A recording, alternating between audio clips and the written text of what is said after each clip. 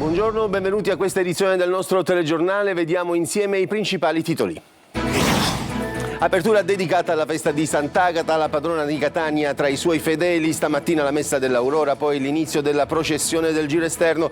Tenetevi lontani dalla mala politica. Amare le armi non è dirsi cristiani. Il monito dell'arcivescovo Renna in una cattedrale gremita.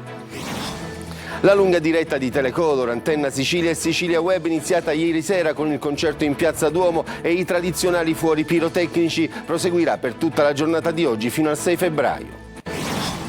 Niscemi, la conta dei danni, più di 1600 persone sono rimaste senza casa, ma tanti niscemesi andati via hanno messo a disposizione le loro abitazioni vuote. Solidarietà che arriva fino a Gela, il racconto di Santi e Egle, la coppia che ha aperto le porte di un appartamento per chi ne ha bisogno. La strage di Montagna Reale, c'è un indagato, si tratterebbe dell'amico di Gatani, la vittima 82enne. L'uomo è stato sottoposto alla prova dello STUB per rilevare eventuali tracce residue di polvere da sparo e gli sono stati sequestrati i fucili da caccia. Le salme dei 3 cacciatori sono state restituite alle famiglie. A Palermo le strade sono piene di buchi, il maltempo non aiuta, a farne le spese sono pedoni, automobilisti e centauri. Segnalazioni e richieste di manutenzione da diverse parti della città. Ad Agrigento il mandorlo fiorisce prima tra i templi, spettacolo di profumi e colori ai piedi dei monumenti millenari. Calcio, Catania-Trapani si giocherà il 18 febbraio alle 20:30, la Lega Pro ha ufficializzato la data, i rossazzurri giocheranno 7 partite in meno di un mese.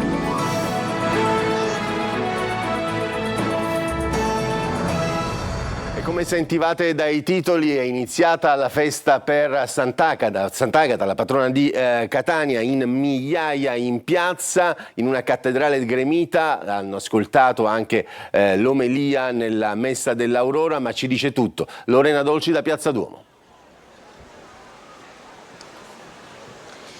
Grazie Orazio Longo. E allora stamattina c'è stato l'abbraccio del popolo dei devoti, il popolo di Agata, la loro patrona che si è affacciata dalla Cammaredda che la accoglie per il resto dell'anno, ad aspettarla in una piazza Duomo e soprattutto nella cattedrale, il mare di sacchi bianchi e lo sventolio dei fazzoletti, ma anche le parole dell'arcivescovo Renna che si è rivolto così nel primo saluto, un saluto un po' poetico: avi due occhi che parono du stidi. Ma in che mondo si affaccia Agata la Buona? Un mondo di guerra, armi, mafia, violenza, femminicidi, tutti i temi che l'arcivescovo Renna ha toccato nella sua omelia, parole forti, impegnate, a cui l'arcivescovo ci ha spesso abituati. Sentiamo la sintesi della messa dell'Aurora nel servizio di Simona Mazzone.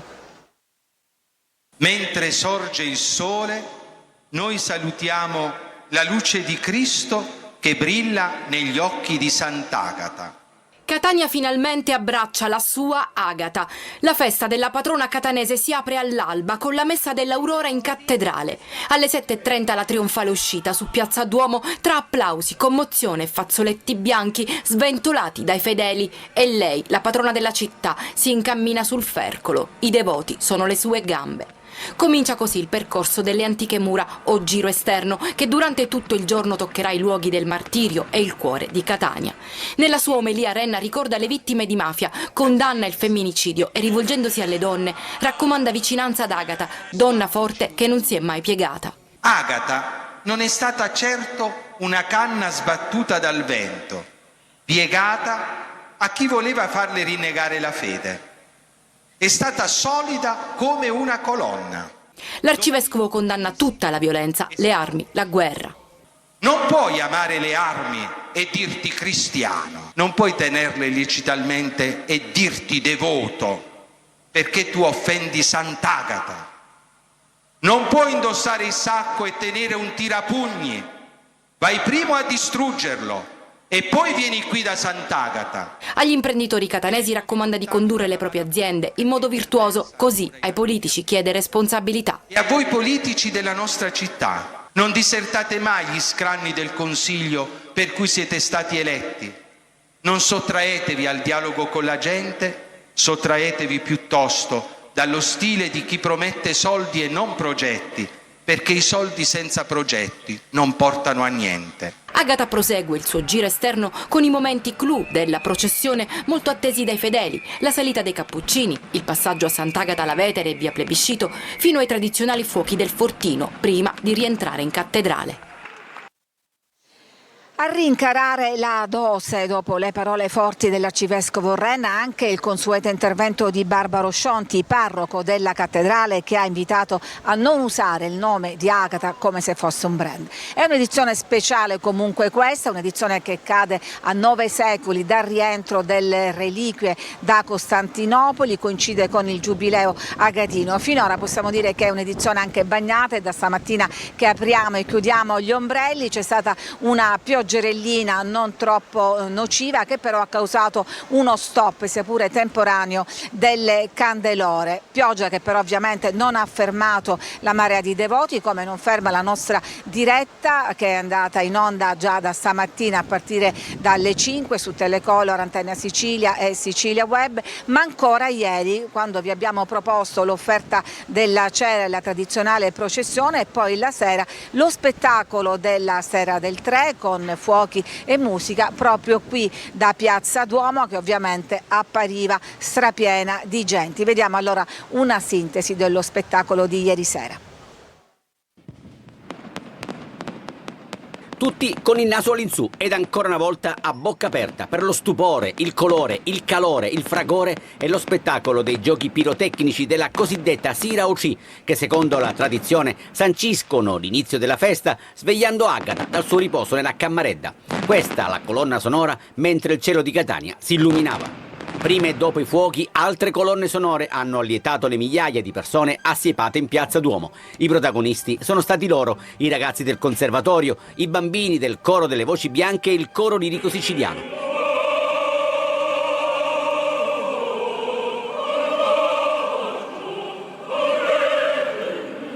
Per chi è rimasto a casa, lo spettacolo è stato garantito da Antenna Sicilia, Telecolor e Sicilia Web, con suggestive immagini che hanno fatto il giro del mondo, illuminando il cuore di Catania e il cuore dei catanesi, che batte, oggi più che mai, per Sant'Agata. Suggestivi della festa, che continua con appunto il giro esterno. Nel pomeriggio tra qualche ora ci sarà la seguitissima salita dei Cappuccini, vedremo a che ora, se è anticipato come è capitato negli ultimi anni oppure tardo pomeriggio come avviene ormai da tempo, e poi la processione si addentrerà in via Plebiscito fino al rientro in tarda notte. Domani mattina è solenne pontificale e nel pomeriggio il giro interno, tutti momenti che potrete continuare a seguire anche da casa seguendo la nostra diretta, sintonizzandovi su Antenna Sicilia, su Telecolo o su Sicilia Web o con la app Sicilia Web. Da Piazza Duomo è tutta, a voi la linea. Grazie Lorena, e quindi l'invito è a restare sintonizzati con noi, la diretta proseguirà sin dalla fine di questo telegiornale. Ma adesso cambiamo pagina e torniamo a Niscemi, dove la frana continua a cambiare la vita di centinaia di famiglie. Oltre 1600 persone hanno già lasciato la loro casa, diversi niscemesi emigrati hanno però messo a disposizione gratuitamente le proprie abitazioni vuote, e la rete solidale arriva fino a Gela, mentre resta alta la preoccupazione per il maltempo. Gerry Italia. Sono 1606 le persone che ad oggi hanno dovuto abbandonare la propria abitazione a Niscemi a causa della frana. È il dato ufficiale diffuso dalla prefettura di Caltanissetta. In zona rossa risultano 880 edifici, 201 si trovano entro i primi 50 metri dal fronte di frana, 240 nella fascia tra i 50 e i 100 metri, mentre 439 negli ultimi 50 metri. Continuano le operazioni dei vigili del fuoco impegnati nell'assistenza agli sfollati per il recupero dei beni personali. Finora sono 741 gli interventi di accompagnamento nelle abitazioni evacuate. Intanto è stata allargata verso valle la zona rossa. Lo ha annunciato il sindaco Massimiliano Conti, che con un'ordinanza sindacale ha inibito per 4 km quadrati dalla frana l'accesso alle campagne e ai poderi. Avviata anche la ricognizione degli immobili disponibili sul mercato. Conti ha invitato i proprietari di case libere a segnalare la disponibilità per affitto o vendita. La regione siciliana intanto ha individuato circa 13 milioni di euro destinabili a contributi a fondo perduto per gli sfollati che intendono acquistare una nuova abitazione. Accanto alle difficoltà però cresce la solidarietà. solidarietà. Dopo le segnalazioni di un aumento degli affitti, diversi niscemesi emigrati hanno messo a disposizione gratuitamente le proprie case vuote e la rete solidale arriva fino a Gela. Qui Santi e la compagna Egle, con il sostegno dei familiari, hanno aperto le porte di un appartamento in città, offerto a titolo completamente gratuito alle famiglie di niscemi costrette a lasciare la zona rossa. Una disponibilità concreta, già sperimentata, che ora viene rinnovata per chiunque ne abbia bisogno. Ci è venuto subito in mente che avendo una casa disponibile potevamo aprire le porte a qualcuno. Ovviamente stiamo parlando di una casa che ha tutti i comfort. Intanto a Niscemi cresce la preoccupazione per l'allerta gialla prevista per oggi. Finora solo piogge leggere, ma resta il timore che il maltempo possa riattivare un fronte di frana che negli ultimi giorni aveva rallentato. Cacciatori trovati morti nel bosco a Montagna Reale, svolta nelle indagini un uomo sottoposto alla prova dello STUB che serve a rilevare tracce di polvere da sparo. Si tratterebbe dell'amico di Gatani. Le salme intanto sono state restituite alle famiglie per i funerali. Tonino De Mana. Sarebbe ad una svolta l'inchiesta sul triplice omicidio di Montagna Reale con 3 cacciatori trovati senza vita il 28 gennaio scorso in un bosco sui Nebrodi. Un uomo di cui non sono state fornite le generalità è stato sottoposto dai carabinieri del RIS di Messina alla prova dello STUB che serve a rilevare tracce di polvere da sparo. A questo punto l'indagato potrebbe aver avuto un ruolo negli omicidi dei fratelli di 26 e 44 anni Davis e Giuseppe Pino e dell'82enne Antonio Gatani, trovati uccisi a colpi di fucile. La persona su cui si concentrano le attenzioni dei carabinieri sarebbe un amico di Antonio Gatani, lo avrebbe accompagnato nel bosco per una battuta di caccia per poi allontanarsi. Non era sul posto quando i carabinieri hanno rinvenuto i cadaveri. La sua posizione è stata sin dall'avvio delle indagini approfondita dagli inquirenti che, con accertamenti balistici ed esami medico-legali, stanno tentando di capire cosa sia accaduto. All'indagato sono stati sequestrati i fucili da caccia. Un grosso incendio è divampato in un impianto di trattamento di rifiuti plastici a Campo Felice di Rocella nel Palermitano. Diverse le squadre dei vigili del fuoco intervenute, cause in fase di accertamento. Questa mattina è stato chiuso al traffico un tratto della settentrionale Sicula. Marco Gullà. Fiamme e paura. Vigili del fuoco ancora al lavoro a Campo Felice di Roccella, in contrada Pista Vecchia, nel Palermitano, per un incendio che ha coinvolto un impianto di trattamento di rifiuti di plastica.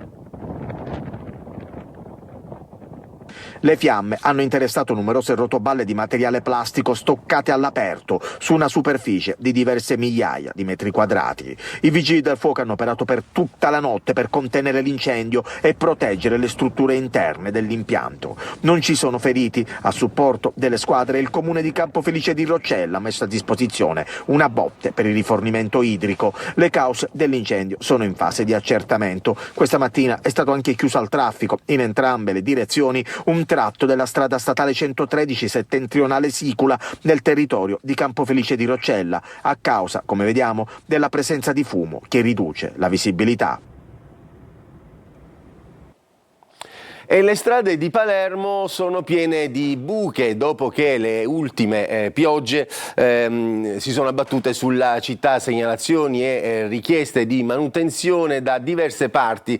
A farne le spese sono pedoni, automobilisti e centauri. Marco Gullà.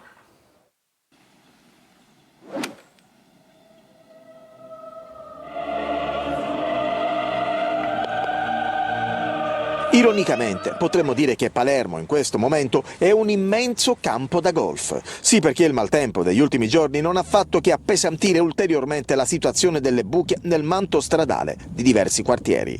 Qui siamo in periferia, strada scarificata in attesa di essere asfaltata, ma le buche sempre più ampie sono un rischio per automobilisti e centauri. Non solo, anche in centro e in altre strade molto trafficate la situazione è decisamente preoccupante. Signor Ciolina è qua con la ditta per fare riparare queste 2 buche mortali, va bene? Ho fatto la segnalazione alle ore 13:30 e sono le ore 20:10. La ditta è arrivata ora. La polizia municipale non si è degnata di venire. L'amministrazione comunale si è strutturata per rifare l'asfalto in numerosi quartieri che da anni attendevano una manutenzione. Fatto sta che le ultime copiose precipitazioni hanno fatto sprofondare la superficie stradale in diverse aree della città. Siamo in via Villa Grazia e questa è una buca che qualche giorno fa ha causato un incidente piuttosto grave con il ferimento di un centauro.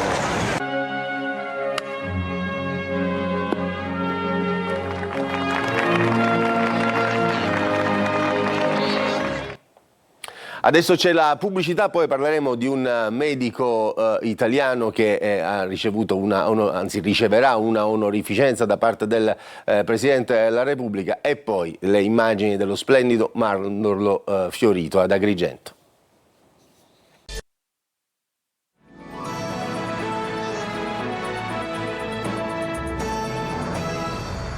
Tra i 31 nuovi cavalieri della Repubblica c'è anche l'augustana Tiziana Roggio, la 38enne che da anni lavora a Londra, è stata il primo medico volontario italiano ad andare sulla striscia di Gaza. L'ha incontrata Francesco Aloi. Un immenso grazie per aver riconosciuto questa attività che ho svolto a Gaza, perché sono estremamente felice del fatto che si possa ancora parlare di Gaza, dei civili. È quello che Tiziana Roggio dirà al capo dello Stato quando il 3 marzo sarà al Quirinale. 38 anni di Augusta e tra i 31 italiani nominati Cavaliere della Repubblica. E lei, il primo medico volontario ad essere andato sulla striscia di Gaza, in soccorso della popolazione stremata dalla guerra. Si misuri con delle lesioni che sono incredibili, e con la mancanza di strumentario chirurgico, con la mancanza di farmaci. Lei fa il chirurgo plastico a Londra, ma operare tra le bombe è tutt'altra cosa. Ogni paziente è un trauma, non solo fisico ma anche psicologico. C'è un bambino che è arrivato una sera durante la notte. L'esplosione aveva colpito la sua abitazione, uccidendo praticamente tutta la sua famiglia, e gli era rimasto semplicemente il nonno. Il bambino ha rischiato di perdere la vita. Nella motivazione il presidente Mattarella l'ha definita una fonte di speranza, un riconoscimento che, come ci dice Tiziana, deve servire a tenere i riflettori accesi sulla guerra. Purtroppo quello che dobbiamo considerare è che tutto questo non è finito. Nel frattempo il 3 marzo si avvicina e lei è pronta a varcare questo portone. Nella Valle dei Templi di Agrigento è già primavera anticipata, con la fioritura del mandorlo, trionfo di colori e di profumi ai piedi dei monumenti millenari. Davide Sardo. Uno spettacolo naturale che si rinnova ogni anno, nonostante il clima rigido che in questi giorni interessa anche la Sicilia, segnata da poco dal passaggio dell'uragano Harry. Ad Agrigento, nella Valle dei Templi, è tornata la fioritura precoce dei mandorli. Tra i templi greci le distese si tingono di bianco e rosa, anticipando l'arrivo della primavera. Un fenomeno che sorprende per tempi e intensità, soprattutto se si considera che in molte altre parti d'Italia l'inverno è ancora protagonista e che anche sull'isola le temperature restano basse. Qui però la natura anticipa le stagioni e regala uno dei passaggi più suggestivi del Mediterraneo. Le immagini raccontano da sole quanto avviene nella più bella città dei mortali, come la definì Pindaro. I mandorli fioriscono ai piedi dei monumenti millenari, trasformando la Valle dei Templi in un grande giardino naturale. I rami, carichi di fiori, diventano un inno alla vita, incorniciando il Tempio della Concordia, simbolo universale di equilibrio e armonia. Uno spettacolo effimero, destinato a durare pochi giorni, ma capace ogni anno di rinnovare stupore ed emozione. La primavera che arriva in anticipo nel cuore Agrigento, anche dopo la forza del maltempo. 2 anni e 3 mesi di reclusione e 750 euro di multa per corruzione elettorale aggravata per le regionali in Sicilia del 2008 è la sentenza emessa dalla prima sezione penale del Tribunale di Catania nei confronti dell'ex deputato nazionale del Movimento per l'Autonomia Angelo Lombardo. Il fratello dell'ex governatore Raffaele è stato assolto dall'accusa di concorso esterno all'associazione mafiosa perché il fatto non sussiste. La procura aveva chiesto la condanna a 10 anni accusandolo di avere svolto un ruolo di collegamento tra imprenditori e Cosa Nostra, ma senza poi mantenere le promesse, e per questo i boss catanesi avrebbero organizzato un pestaggio ai suoi danni. Il tribunale ha assolto Angelo Lombardo perché il fatto non sussiste per un'altra corruzione elettorale aggravata dall'aver agevolato il clan Cappello contestata per le politiche del 2008. I giudici hanno dichiarato sentenza di non luogo a procedere per la stessa contestazione di corruzione elettorale per le politiche del 2008, ma escludendo l'aggravante dell'agevolazione a Cosa Nostra. Il reato è stato dichiarato prescritto. Adesso c'è la pubblicità, poi torniamo e parliamo di sport.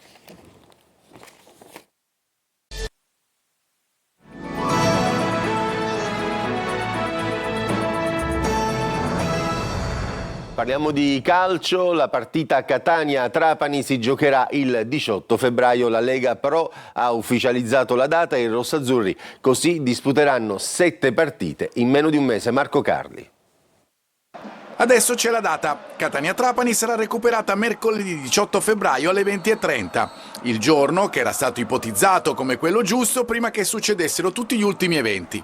La Lega Pro, che dopo le comunicazioni del prefetto, spostava la gara di un giorno dal 6 al 7, sempre di pomeriggio, per mantenersi a distanza temporale dal turno infrasettimanale della settimana prossima. Poi lunedì la seconda ordinanza prefettizia che evidenziava come la partita potesse essere disputata solo dopo la prima metà di febbraio. Alla fine è arrivata la decisione definitiva, come detto, quella ipotizzata al momento del primo rinvio. Sarebbe bastato per la Lega pensarci prima, ma tant'è. Il Catania sarà costretto da un autentico tour de force, 7 partite in meno di un mese con 3 gare infrasettimanali. La prima martedì 10 febbraio in casa con il Cirignola, 4 giorni dopo il match di Siracusa, poi l'altro derby con il Trapani, mercoledì 18, in virtù della comunicazione della Lega di Serie C. Domenica 22 febbraio i rossazzurri se la vedranno al Massimino con il Giuliano. A inizio marzo ecco gli incontri clou, quelli che avranno un peso sulla stagione. Le 2 trasferte contro Salernitana, domenica 1 marzo, e Benevento giovedì 5 marzo, per chiudere il poker contro avversarie campane con la Casertana in casa domenica 8 marzo. La vicenda, legata alla data col Trapani, ha anche costretto il Catania a ridisegnare la preparazione in questi giorni, allenandosi per una partita che a stretto giro non ci sarà. Si lavorerà anche nel weekend in vista della gara con il Cerignola. Adesso il calendario è chiaro, un tour de force che disegnerà parte del prossimo futuro. Si conclude qui questa edizione del nostro telegiornale. Dopo di noi riprende la diretta di Devoti Tutti con Roberta Lunghi in studio e i nostri inviati per le strade di Catania a raccontare la festa di Sant'Agata. Grazie per averci seguito, buon proseguimento di giornata.